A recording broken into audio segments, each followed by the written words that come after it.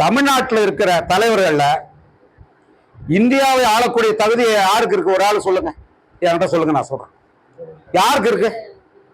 தமிழ்நாட்டே ஆள்றது தகுதி இல்ல, இந்தியாவை ஆளக்கூடிய தகுதி யாருக்கு இருக்கு? அவருக்கு தான் இருக்கு.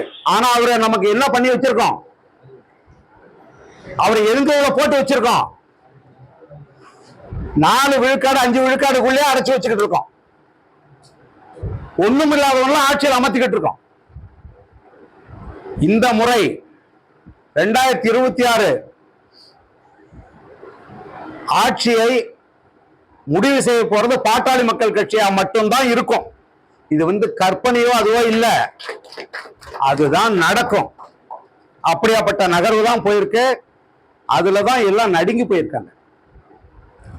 ஐயாவுக்கும் சின்னையாவுக்கும் கருத்து முரண் வர்றது, இந்த ஒண்ணு தெரிஞ்சுக்க, கருத்து முரண் வந்தாதான் ஒரு முடிவு வரும். அது தெரியாது உங்களுக்கு? நினைச்சதெல்லாம் செஞ்சா என்ன கட்சி அது?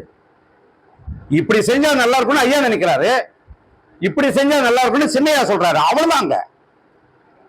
இது கட்சியோட நலனுக்காக, இந்த மக்களுடைய நலனுக்காக. அதை புரிஞ்சுக்க. செய்திகளை உடனுக்குடனும் துல்லியமாகவும் தெரிந்து கொள்ள சப்ஸ்கிரைப் பண்ணுங்க.